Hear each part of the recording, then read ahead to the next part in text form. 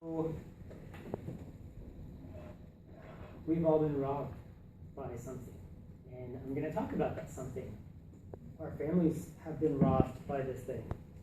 Some of us will probably be robbed by this tonight. What it is that I'm talking about is insomnia. What is insomnia? What causes insomnia, and what are some solutions to avoid insomnia? A lot of people think it is a disease. It's actually a medical condition. It's not a disease. And this graph shows in 2011 through 2015 over-the-counter medications people bought to help sleep better because of insomnia. As you can see, 37 in the billions. In the next preceding years, up to 63 and 63 billion in 2015 and 14. So this is something that affects all of us. It will affect us many times in our life, but if we know how to combat it, we can hopefully prevent losing sleep. So what is it exactly? It's not a disease. It's not something that happens to us just because we didn't get enough rest. There are so many different things that factor in why insomnia happens. Not a sleep. It is a sleep disorder, not a disease. I thought it was a disease for years and years and years. That's why I emphasize that. So I want to use this medical definition.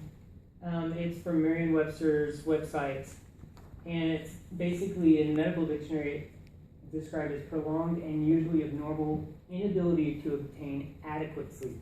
Meaning you will sleep some, it's just saying the quality of your sleep is probably not going to be what you need. So it affects us in different ways. And my first point, I want to talk about, or my second point, what causes it? How does it affect us? And the first one is in a mental way. If you are having much anxiety, you haven't slept well because of insomnia, you're not going to be able to focus on whatever. You can drink all the caffeine you want, but your brain's not all the way there. So whenever, whatever you're doing throughout your day, whatever you're doing to carry on, your mental state's going to be affected by that. The next part of that is basically another statistic I got from, I had a really long weird name, so I think it's the Institute of Medicine. It's a 2006 article.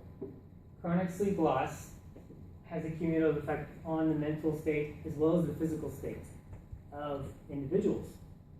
So if your mental health is affected, of course, your physical health is going to be affected too, and sometimes vice versa.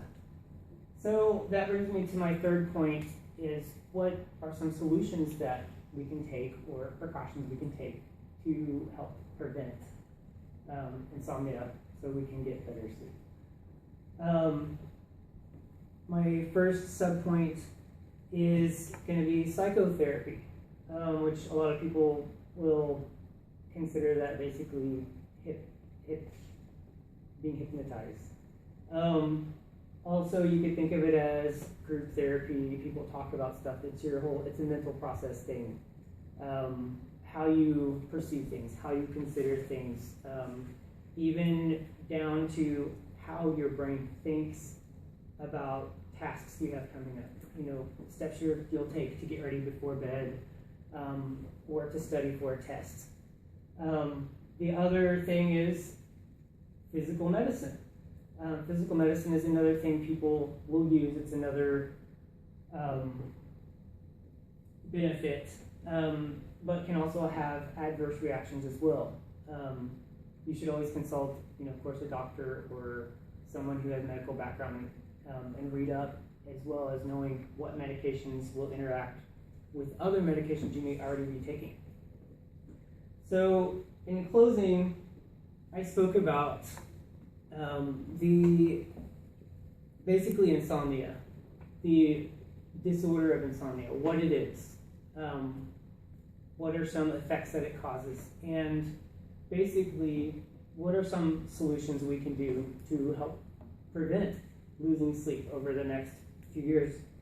So again, I actually was able to sit down and speak with somebody in the medical profession who has a master's degree, and they told me over and over and over, no matter what you do, always ask a physician before you change medications. So I hope you guys don't lose any sleep tonight. Thank you.